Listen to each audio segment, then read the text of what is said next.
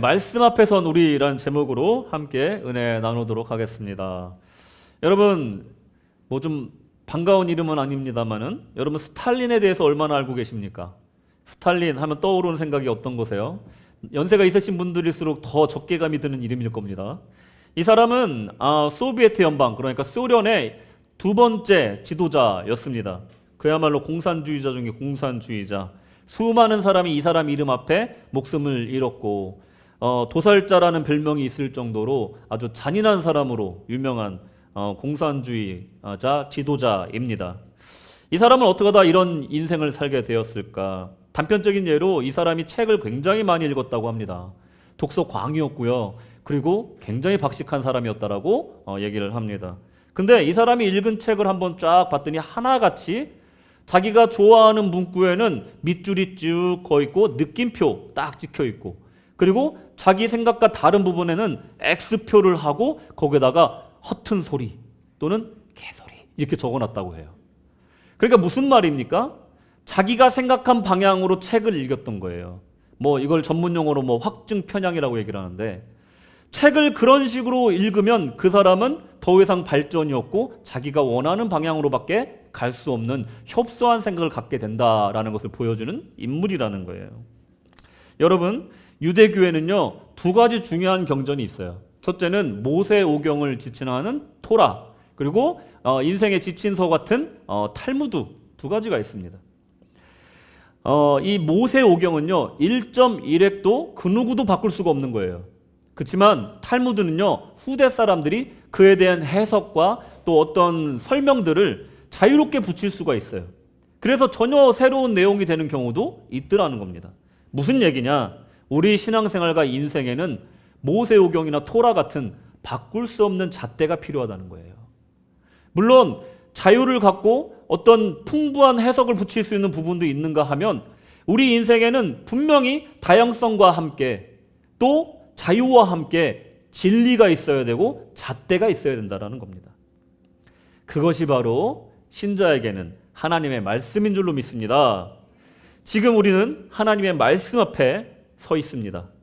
하나님의 말씀을 듣는다는 것은 지혜를 얻는 행위이고, 하나님의 지혜를 얻는다는 것은 많은 지식에 지식을 더하는, 또 해석에 해석을 더하는 것이 아니라 정확한 경전의 말씀, 캐논의 말씀을 내 안에 받아들이는 행위라는 겁니다. 내 생각조차도 주관할 수 있는 기준을 받아들이는 겁니다. 말씀을 듣고 그 말씀을 판단하는 시간이 아닌 그 말씀을 내 안에 기준으로 삼는 시간, 그리고 말씀이라는 기준이 없는 사람은 지혜를 얻을 수 없다라는 마음으로 진정한 하나님의 지혜, 호크마를 얻기 위해서 하나님의 기준을 내 안에 받아들인다, 그 잣대를 내 안에 받아들인다 하는 진정한 생명의 지혜를 얻고자 서는 자세가 바로 말씀 앞에 서는 자세라는 것입니다. 이 삶을 산 사람이 바로 바울입니다. 바울은 많이 배운 사람입니다. 주관이 강한 사람이었어요. 그리고 그 신념을 삶 속에 나타내는 사람이었습니다. 그 바울이 회심 이후에 자신의 지식과 성정을 하나님의 잣대에 맞춰서 재정립했습니다. 그의 선교 여행 동안에 그 말씀 앞에 겸허히 순복하며 전달자의 역할을 충실히 행했다는 겁니다. 바울은 수많은 사람 앞에 섰고 때론 법정과 위정자 앞에 섰습니다. 이 상황을 다른 관점으로 보면 수많은 위정자를 포함한 다양한 사람들이 바울을 통해서 하나님의 말씀 앞에 섰다라고도 볼 수 있다는 겁니다. 오늘 본문의 말씀은요 다양한 군상이 나옵니다. 말씀 앞에 선 정말 다양한 군상이 나타나요. 당대에 하나님을 가장 잘 믿는다는, 하나님과 가장 가까운 사람들이라는 유대인들이 등장을 하고요. 당대에 가장 지혜롭고 철학이 발전했고 또 문화가 발전했던 풍성한 삶을 살았던 헬라인들이 등장합니다. 그리고 하나님을 두려워 떨며 그 말씀 앞에 선 베레아인들이 등장합니다. 그렇다면 여러분들은 말씀 앞에 지금 어떤 모습입니까? 오늘날 그 말씀이 나의 삶의 어느 부분을 차지하고 있고 얼마나 큰 영향을 주고 있는지 생각해 보시기 바랍니다. 그런 가운데 큰 깨달음과 결단이 있으시기 주님의 이름으로 축원합니다. 아멘. 오늘 두 가지 주제는 베레아인과 유대인 그리고 이름 모를 신과 지혜자 이 두 부분으로 나눠서 한번 살펴보도록 하겠습니다. 첫째로 베레아인과 유대인. 종교와 철학이라는 작은 테두리 안에 우리 광대하신 하나님을 모시려는 시도는 정말로 덧없는 행위입니다. 그 어떤 훌륭한 철학자도 우주를 논하는 과학자도 하나님을 털끝만큼도 이해할 수 없다는 거예요. 그저 우리는 그분 앞에 겸허한 마음으로 설 뿐이라는 겁니다. 과학을 오랫동안 공부한 사람도 미시 세계를 연구했던 어떤 박사들도 항상 그 끝에는 알면 알수록 모르는 것들이 많다라는 것을 발견하게 되어서 하나님을 더 궁금해하게 된다라고 고백하는 그런 과학자들도, 잘 믿는 과학자들도 있다는 것입니다. 지식이라는 것은, 철학이라는 것은, 인생이라는 것은 알면 알수록, 살면 살수록 하나님을 향해서 우리가 모르는 것이 많다는 것을 발견하는 과정이라는 겁니다. 사도행전 17장 11절 12절을 보시면 베레아라는 사람들이 나옵니다. 이 사람들은 하나님의 말씀을 대하는 아주 모범적인 모습을 보여줍니다. 베레아에 있는 사람들은 데살로니가에 있는 사람들보다 더 너그러워서 간절한 마음으로 말씀을 받고 이것이 그러한가 하여 날마다 성경을 상고함으로. 베레아 사람들에 대한 설명은 이런 거예요. 고상한 사람들, 너그러운 사람들이라고 표현하고 있습니다. 근데 이런 사람들은 바울의 선교 여행 중에 정말 찾아보기 힘든, 참 드문 신사적이고 고상한 사람들이었다는 거예요. 특히나 하나님 말씀을 대하는 자세가 참 남달랐다라는 겁니다. 바울의 전도 대상에 대해서 두 부류로 나누는데 로마서 1장 16절에 내가 복음을 부끄러워하지 아니하노니 이 복음은 모든 믿는 자에게 구원을 주시는 하나님의 능력이 됨이라. 먼저는 유대인에게요 그리고 헬라인에게로다. 바울의 마음속엔 항상 이 말씀의 원칙이 항상 자리 잡고 있었다는 거예요. 먼저 우리의 동포인 유대인에게 복음을 전하자. 그리고 그 다음에 이 헬라인에게 전하자. 이렇게 항상 기준을 잡고 있었지만 항상 유대인들은 믿는 게 아니었어요. 오히려 이 하나님 안에서 외국에 사는 사람들 그리고 하나님의 말씀을 정말 두려워하는 사람들이 따로 있었다라는 겁니다. 제가 여기서 한 가지 질문을 드릴게요. 다들 뭐 조는 분들이 좀 계시는데 피곤하셨나 봐요. 자, 집중하십시오. 베레아에 사는 사람들은 이방인일까요? 유대인일까요? 자, 이거는 둘 중에 하나 고르는 겁니다. 예. 이거 아니면 저거. 먼저 얘기한 사람이 임자. 자, 이방인일까요? 유대인일까요? 베레아. 예? 이대인? 막 섞였는데. 예, 유대인입니다. 유대인. 예. 이거는 한글 버전에는 알 수가 없어요. 영어 버전에 보면은 주라고 정확하게 나와 있어요. 주스라고 나와 있어요. 그러니까 베레아에 사는 베레아인들은 사실은 베레아에 살고 있는 유대인들을 말하는 겁니다. 그러니 이 사람들의 자세가 어땠냐면 이미 하나님에 대한 경외심을 갖고 있는 사람이었어요. God-fearing Jews라고 할 수 있는 거예요. 하나님을 두려워하는 유대인들이라는 거예요. 경외하는 유대인들이라는 거예요. 이 사람들이 이 사람들에 대해서 평가할 때 너그러운 사람들이다라고 평가하고 있고 간절한 마음으로 하나님의 말씀 받았다라고 하는데 ESV 버전에 보면 이것에 대해서 이 사람들을 노블하는 사람이라고 했어요. 노블 뭡니까? 고귀한 사람들 그리고 계층이 높은 사람들 집안이 좋은 사람들을 뜻하는 단어잖아요. 그런데 거기 있는 모든 사람들이 그렇게 집안이 좋고 또 고귀한 사람들이었을까요? 물론 많은 좀 적지 않은 수의 사람들이 높은 지위와 또 귀부인들이 있었다라고 나오지만 전체가 다 그렇진 않았지만 그 베레아 사람들을 전체를 지칭해서 아주 고귀한 사람들, 너그러운 사람들이라고 얘기하고 있다는 겁니다. 그 근거로 뭐라고 얘기하냐면 그 사람들이 말씀을 받는 자세에서 그 증거를 찾아야 된다라고 얘기를 하는 겁니다. 그 근거가 바로 간절한 마음으로 말씀을 받고 이것이 그러한가 하여 날마다 성경을 상고한다. 이 두 가지 근거를 들어서 이 사람들을 아주 고귀한 사람들, 너그러운 사람들, 이 지위가 높은 사람과 같은 사람들이라고 평가를 하고 있는 것입니다. 16장에서도요. 디모데를 이제 바울이 만났을 때 디모데의 그 신실한 믿음뿐만 아니라 그 디모데의 어머니 유니게에 대해서 믿는 유대인 여자다 이렇게 설명을 했어요.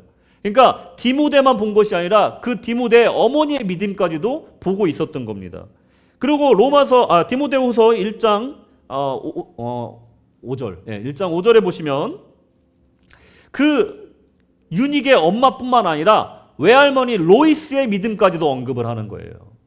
그러니까 신앙 세계에서 집안이 좋은 사람, 고귀한 사람, 그리고 아주 너그러운 사람, 이런 사람 베레아인과 같은 사람을 어떤 사람이냐면 바로 말씀 앞에서 그 자세가 간절하고 날마다 그 말씀을 상고하는 사람들, 고귀한 신앙을 가진 사람들을 고귀한 사람이다, 너그러운 사람이다 라고 성경에서는 평가를 한다라는 겁니다. 대대로 부유한 집안, 높은 지위를 가진 집안의 출신이 그런 고귀한 사람이 아니라 경제적으로 학벌이 좋고 내세울 곳이 많은 사람들이 그런 고귀한 집안 출신의 사람과 같은 것이 아니라 대대로 충성되게 신앙생활하는 그 가문이 정말 주님 안에서 고귀한 가문인 줄로 믿으시기 바랍니다. 하나님께서는 이렇게 평가하신다는 거예요. 이 베레아 사람들이 그랬다는 겁니다. 말씀을 간절하게 받고 날마다 그 말씀을 상고하고 믿고 따르는 그런 사람들이 바로 베레아 사람들이었다는 겁니다. 또 다른 버전을, 영어 버전을 봤더니 말씀을 웰컴드 했대요. 웰컴드. 그리고 오픈 마인디드 했다는 거예요. 하나님의 말씀을 정말 반갑게 받았다는 겁니다. 그리고 마음을 열고 그 말씀을 받았다는 거예요. 이 말씀을 반갑게 받고 또 마음을 열고 받았다는 것은 내가 정말 높여진 상태에서는 할 수 없는 마음이에요. 내가 낮아진 상태에서 그 말씀이 하나님의 말씀이다 하면서 받는 그 자세를 의미한다는 겁니다. 여러분, 근데 이것과 반대되는 사람이 또 나와요. 같은 유대인인데 정말 다른 부류의 사람들이 나옵니다. 그 사람들은 바울을 쫓아다니면서 소동을 일으키는 유대인들이었어요. 13절에 데살로니가에 있는 유대인들은 바울이 하나님의 말씀을 베레아에서도 전하는 줄 알고 거기도 가서 무리를 움직여 소동하게 하거늘. 이 유대인들은 하나님의 말씀에 관심이 없고 그리고 바울을 시기하여서 괴롭히는 일에만 관심이 있었다는 거예요. 같은 유대인들인데 이 얼마나 상반된 모습입니까? 이 말씀을 받는 자세의 차이가 확연한 결과로 나타나는데 바로 12절의 결과가 나타나요. 그 중에 믿는 사람이 많고, 이게 바로 결과라는 거예요. 신분의 높고 낮음을 떠나서 그곳에 믿는 자가 많이 생긴 것은 바로 믿음은 들음에서 난다, 이 말씀이 성취되는 순간이었다라는 겁니다. 우리가 이렇게 말씀 앞에 서는 자세가 중요하다는 겁니다. 말씀을 듣는 것이 또 그 말씀을 우리가 어떻게 대하는가가 이렇게 우리의 삶을 변화시킨다는 거예요. 그리고 이 베레아를 통해서 우리가 알 수 있는 것은 뭐냐면 말씀을 받는 자세와 받고 나서의 자세가 어떻게 해야 되는가가 보여준다는 거예요. 정말 웰컴드, 오픈 마인디드, 정말 주님 안에서 너그러운 마음으로, 간절한 마음으로 말씀을 받고 나서는 그 말씀을 어떻게 했냐면 정말 그러한가, 이그제밍 했다는 거예요. 관찰하고 연구하고 또 들여다보고 날마다 상고했다는 거예요. 말씀을 받을 때는 그런 마음으로 받고 또 받고 나서는 내 삶 속에 어떻게 하면 적용할 수 있을까 연구하고 생각하고 그것도 실천해 보는 것, 그것들이 이 말씀을 받기 전과 받은 후의 자세의 가장 모범적인 모습을 베레아인들이 보여주고 있었다라는 겁니다. 여러분, 우리가 주님 안에서 개인적으로 고귀한 사람으로 인정받고 또 우리 가정이 주님 안에서 고귀한 가문으로 인정받는 방법이 바로 여기에 있다는 겁니다. 아이들에게 로이스나 유니게처럼 아이들에게 말씀을 대하는 법을 가르쳐야 돼요. 또 우리 또한 그렇게 말씀을 간절하게 또 날마다 그의 말씀을 순종하고 상고하는 모습을 아이들에게 뒷모습으로 보여줘야 된다는 겁니다.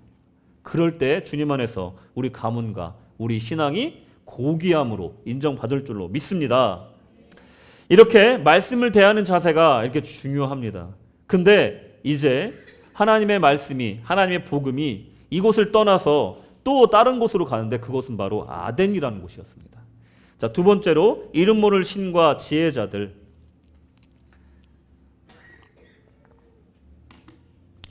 바울과 그 일행이 빌립보에서요, 이제 암비볼리와 아볼로니아를 거쳐서 이제 데살로니가로 들어왔습니다. 그래서 또 이제 베레아를 지나서 이제 아테네로 가고 있는 거예요. 아덴이 바로 아테네입니다. 저 지도를 보면 첫 번째 지도 봐주세요. 예. 저 지도를 보면은 데살로니가에서 그냥 저 에그나티아 가도를 통해서 그냥 쭉 가면은 저기 배를 바로 타면은 바로 로마로 가는 겁니다. 저 시대는 로마 제국 시대였기 때문에 수도는 그야말로 로마였죠. 로마에 가야 되는 거예요. 근데 저 고속도로 같은 에그나티아 가도를 타면 되는데 성령께서 데살로니가에서 경로를 꺾어서 남쪽으로 내려가게 하시는 거예요. 그래서 아테네, 그러니까 성경에 나와 있는 아덴으로 가게 하시는 거예요. 이게 무슨 의미를 갖고 있는가? 당시 로마 제국의 시대였지만 실상 문화와 정치의 중심지는 아테네였습니다. 그래서 상식적으로 정말 우리가 그냥 로마로 가는 게 맞지만 이 아테네로 간 이유가 거기에 있었다는 거예요. 이 선교적으로 복음 전파 측면에서 아덴에 복음 전하는 것이 아주 중요한 사역이라는 것을 보여줍니다. 여러분, 주님이 이 땅에 오시기 전에요, 이 알렉산더 대왕을 통해서 이 세상을 헬라 문화권으로 통합을 해요. 그리고 헬라어를 가지고 어디든지 통할 수 있게끔 만듭니다. 그런 다음에 로마 제국을 통해서 이 제국을 강하게 결속시키고 그리고 저 가도들을 만들어서 어디든지 편하게 갈 수 있도록 만들어요. 그래서 모든 길은 어디로 통한다고요?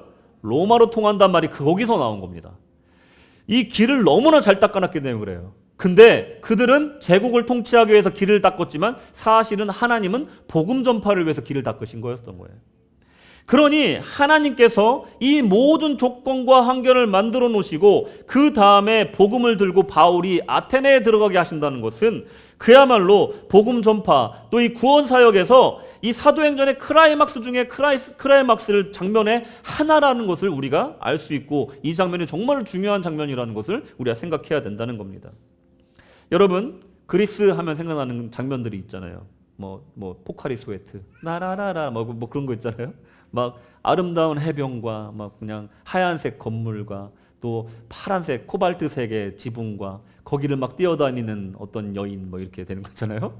그런 지중해 아름다운 도시, 그리고 철학과 문화, 또 민주주의가 탄생한 곳, 정말 너무나 고상하고 너무나 수준 높은 문화가 있는 그곳이 바로 우리가 생각하는 아테네라는 말이죠. 우리가 세계사를 통해서 당시의 그리스의 모습을 어렴풋이 이렇게 그려볼 수가 있다는 겁니다. 그런데 바울이 본 첫인상은 조금 달랐습니다. 바울이 본 이 복음 전도사로서 아덴의 첫인상은 조금 달랐어요. 자, 16절 보시겠습니다. 바울이 아덴에서 그들을 기다리다가, 바울과 디모데를 기다리다가 그 성에 우상이 가득한 것을 보고 마음에 어떻게 했다고요? 격분하였대요. 우상이 얼마나 많았으면 격분한 거예요. 가는 데마다 우상이 있는 겁니다. 회당에서는 유대인과 경건한 사람들과 또 장터에서는 날마다 만나는 사람들과 변론하니, 가는 곳마다 우상의 그 신상과 성전이 있고 그리고 가는 곳마다 사람들이 논쟁을 벌이고 있고 토론을 벌이고 있는 거예요. 심지어는 유대인의 회당에까지도 조용히 하나님의 말씀을 읽고 예배드리는 그 회당의 모습이 아니라 서로 논쟁하고 그리고 토론하고 있더라는 겁니다. 그 모습을 보고 바울은 문화 쇼크를 받아요. 컬처 쇼크를 받는 거예요. 이것이 진정 내가 생각하던 그 당대의 지식인으로서 바울도 사울이었을 때 배운 수많은 그 모든 지식과 그 고전들을 읽으면서 선망했던 그 아테네의 모습이 이런 모습이었단 말인가 하면서 격분하고 실망하고 있는 거예요. 헬라 문화의 중심지인 이 아덴의 모습이 이런 모습이었다는 것, 바울에게는 충격이었지만 사실 그들에겐 당연한 것이었습니다. 우리가 가장 높은 문화를 갖고 있어. 우리가 가장 높은 철학의 깊이를 갖고 있어. 우리가 세상의 중심이야 라고 생각했던 것이 그 당시 아테네의 사람들이었다는 겁니다. 마치 현대 선진국의 아주 어느 도시에 정말 쉽게 볼 듯한 이 자유분방한 모습이 이 아덴의 모습이었다는 겁니다. 또한 아덴은 철학의 도시였습니다. 18절에 보시면 어떤 에피쿠로스와 스토아 철학자들이 바울과 쟁론할세 이렇게 얘기하고 있어요. 철학이 아주 융성했던 곳이라는 겁니다. 정말 다양한 생각이 존재했고 아레나는 끝없이 논쟁하고 토론하는 열린 장이었다는 겁니다. 누구나 와서 토론할 수 있고 누구나 이야기할 수 있는 그런 자유로운 곳이었다는 겁니다. 그곳에서, 그 자유 속에서 바울은 무엇인가 비진리를 발견하고 있었던 겁니다. 그곳에서 바울은 로마 시민권자이자 가말리엘의 제자로서 공부를 한 지성인이 아니라 그저 바울은 무명의 이교도 전도자였습니다. 18절에 보시면 어떤 에피크로스 스토아 철학자들도 바울과 쟁론할 때 어떤 사람은 이르되 이 말쟁이가 무슨 말을 하고자 하느냐 하고 어떤 사람은 이르되 이방신을 전하는 사람인가 보다 하니 이는 바울이 예수와 부활을 전하기 때문이로라. 아멘. 참 재밌는 것은 예수님에 대한 것을 전했고 부활에 대해서 전했지만 이 헬라어로 부활이라는 것이 단어가 있어요. 그 단어가 여성명사예요. 여성명사. 그리고 헬라 지역에서는 부활이라는 단어를 잘 쓰지 않습니다. 그래서 바울이 예수님과 부활에 대해서 증거를 하니까 저 여성명사가 부활이라는 단어가 아마 여신의 이름인가 보다 하고 오해를 해요. 또 예수님을 전하니까 예수가 어떤 신의 이름인가 보다 하고 오해를 하는 거예요. 그러니까 결론적으로 뭡니까? 바울이 이방신을 전하는데 예수라는 신과 그 배우자인 여신에 대해서 전하는구나 하고 오해를 한 거예요. 그래서 얼마나 우스꽝스러운 일이 벌어진 겁니까? 예수에 대해서 또 예수님의 부활에 대해서 전파하고 있는데 이런 오해를 하고 있는 겁니다. 사람들의 논리와 수사, 그러니까 설득하는 능력, 이것을 정말로 다 가진 그 사람들, 토론에 그냥 달인들이 모여있는 그곳이에요. 소크라테스를 죽음으로 몰았던 그 궤변론자들, 소피스트들과 논쟁을 벌여서 잔뼈가 굵은 사람들입니다. 이 사람들은. 그리고 당시에 로마에 잘 닦인 그 가도들을 통해서 수많은 이방 종교들과 문화가 쉽게 들어오는 그런 상황이었다는 거예요.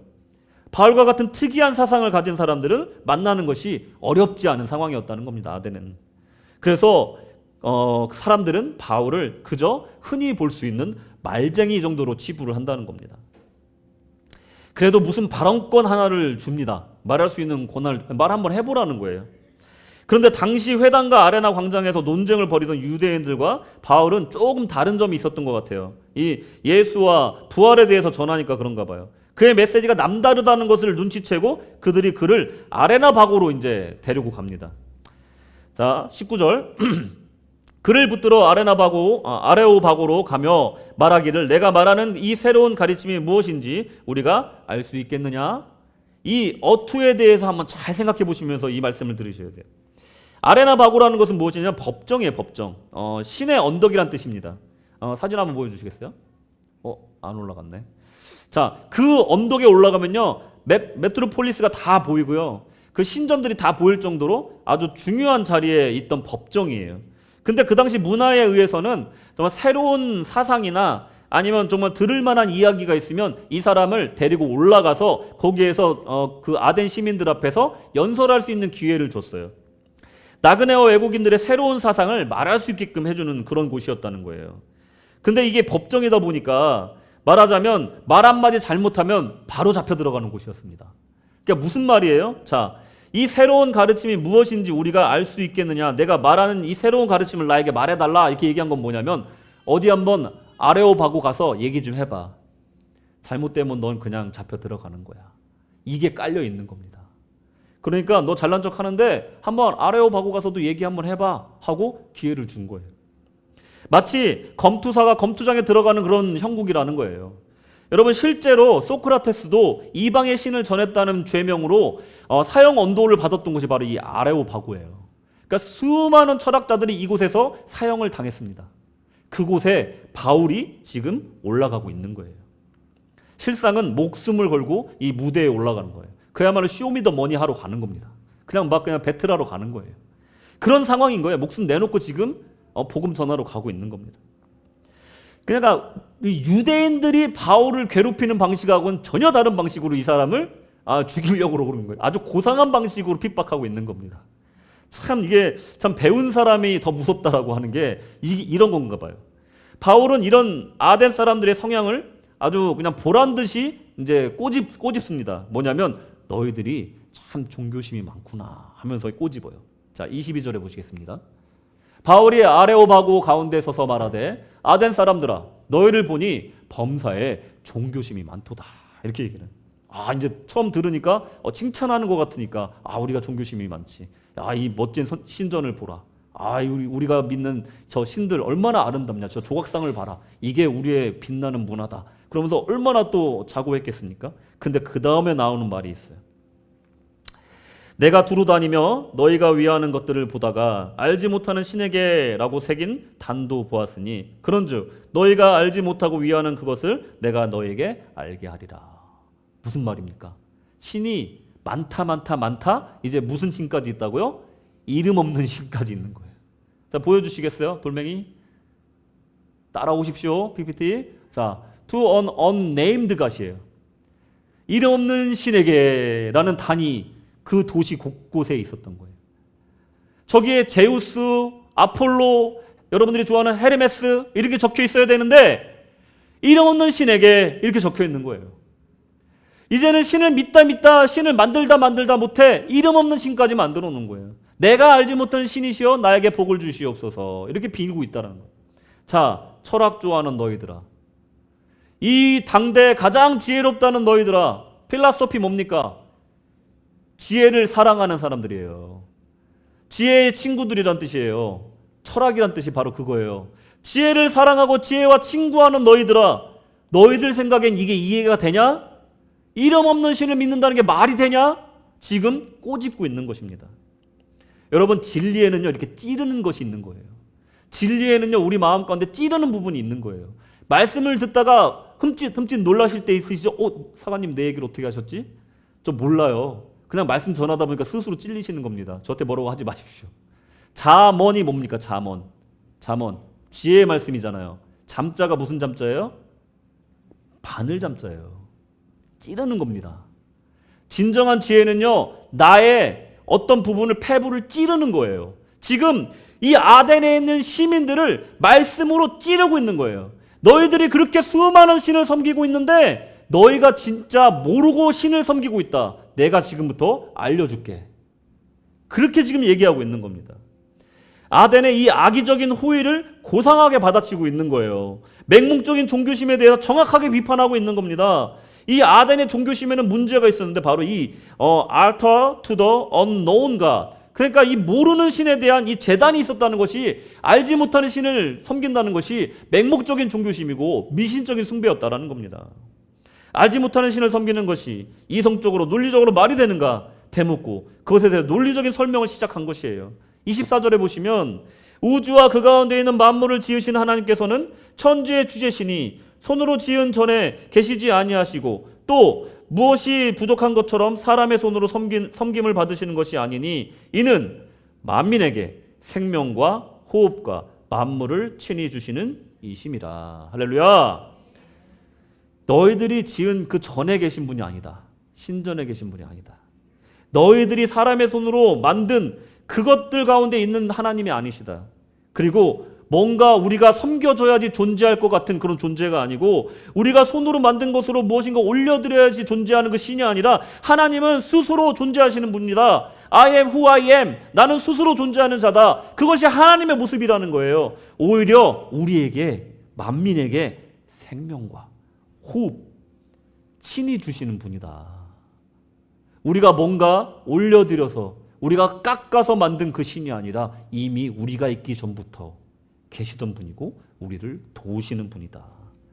이게 바로 너희가 믿는 신이 아니라 진정한 신의 모습이다. 알려주고 있는 거예요. 이런 바울의 주장은 종교심이 너무나 넘쳐서 수많은 신을 섬기던 미신과 우상이 판치던 아덴을 직격하는 연설이었습니다. 우상이 무엇입니까? 여러분이 생각하는 우상은 무엇입니까? 하나님보다 더 사랑하는 것. 저의 또 다른 해석은 뭐냐면 우상은 번영과 풍요를 약속하지만 실상은 존재하지 않고 실상은 능력이 아무것도 없는 존재가 바로 우상이라는 거예요. 여러분, 옛날에 우리 조상들이 돌과 나무와 동물들을 섬겼잖아요. 이들을 섬기면 우리에게 번영이 오고 부가 오고 아니면 병을 막아주고 호암마마라는 말이 있잖아요. 그런 말처럼 우리를 보호해 줄 것 같지만 실상은 동물이고 나무고 돌멩이라는 거예요. 근데 거기에 우리가 이미지를 씌워서 신이라고 한 것뿐이라는 겁니다. 그게 바로 우상이에요. 우리 인생의 우상이 무엇인지 다시 한번 생각해 봐야 된다는 거예요. 나에게 안도감을 주는 어떤 아이콘 같은 것, 그것이 바로 우리의 아이돌이라는 겁니다. 그러니 아무 능력 없고 아무 정말 할 수 있는 것이 아무것도 없는 그 신상 가운데 우리가 아무리 빌고 엎드려 절한다 하여도 너의 인생에 아무것도 줄 수 없고 근데 그 뒤에 실제로 주고 있는 분은 하나님 아버지시라는 거예요. 그걸 증거하고 있는 것입니다. 이것이 바로 너희들의 종교심의 본 모습이다. 아주 강력하게 시작한 거예요. 29절에 보시면 이와 같이 하나님의 소생이 되었은즉 하나님을 금이나 은이나 돌에다 사람의 기술과 고안으로 새긴 것들과 같이 여길 것이 아니니라. 우상을 섬기듯 금으로 은으로 돌로 사람의 기술과 고안으로 새긴 것들에게 절하며 섬길 분이 아니고 우리는 모두 하나님의 소생, 그러니까 자녀들이다. 너희들이 섬기는 신은 섬기는 대상이지만 내가 믿는 하나님은 우리 아버지시다. 우리는 그분의 자녀다. 전혀 다른 관계를 얘기하고 있는 거예요. 생각지도 못한 개념을 알려주고 있는 거예요. 하나님 아래 그 누구도 높을 수가 없고 낮은 사람도 없고 비천한 사람도 없다라는 거예요. 26절에 인류의 모든 족속을 한 혈통으로 만드사 온 땅에 살게 하시고 그들의 연대를 정하시며 거주의 경계를 한정하셨으니 인류의 모든 족속을 한 혈통으로 만드셨다는 거예요. 유대인도 없고 헬라인도 없고 로마인도 없고 야만족도 없다는 겁니다. 우리는 모두 한 혈통이라는 거예요. 하나님 아래서 우리는 하나님의 자녀라는 거예요. 그러니 너희들이 아무리 잘난 귀족이라고 떠들어도 자부심을 갖고 살고 자기들이 헬라인이라고 떠들어도 결국은 하나님 아래 우리는 다 똑같은 혈통이라는 거예요. 27절에 보시면 이는 사람으로 혹 하나님을 더듬어 찾아 발견하게 하려 하심이로되 그는 우리 각 사람에게서 멀리 계시지 아니하도다. 하나님이요 저 먼 우주 가운데 있는 게 아니라는 거예요. 그리스의 신화처럼 저 별자리 가운데 있는 것이 아니라는 거예요. 하나님은 멀리 계시지 않는다는 겁니다. 누구나 찾을 수 있고 멀리 계시지 않는다. 이것이 기독교 신앙의 핵심이라는 겁니다.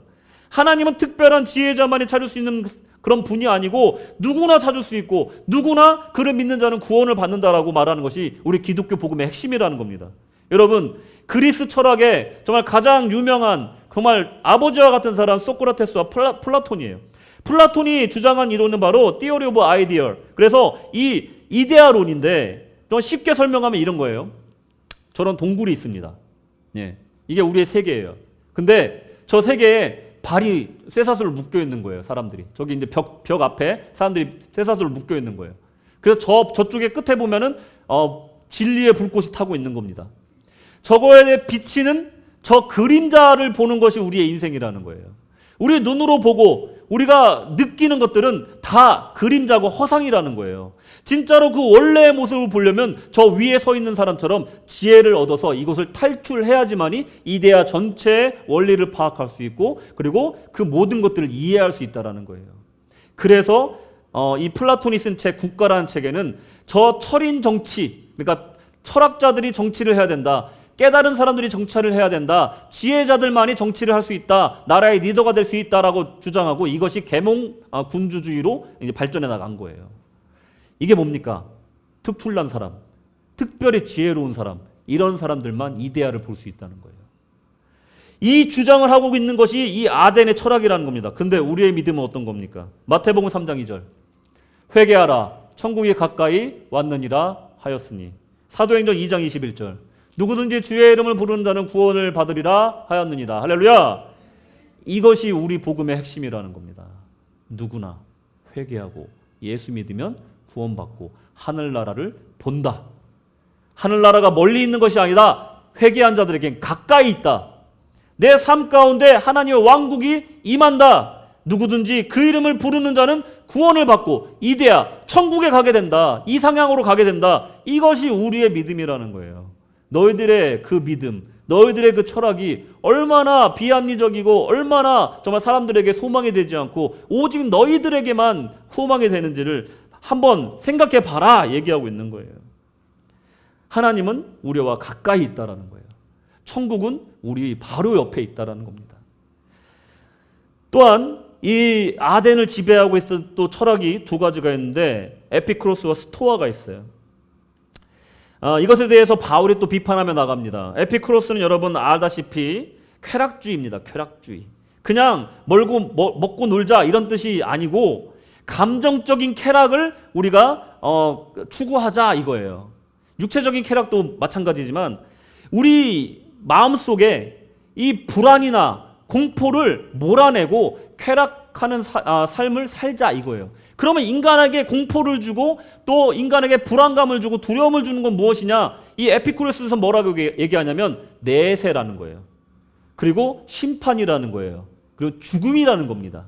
무슨 말이냐? 에피쿠로스에서 무슨 말을 하는 거냐면 우리에게 불안을 주는 내세, 그리고 죽음, 또 죽은 후의 심판, 이런 것들을 우리는 저 멀리 밀어놓고 오늘날 이 삶을 열심히 즐겁게 살자.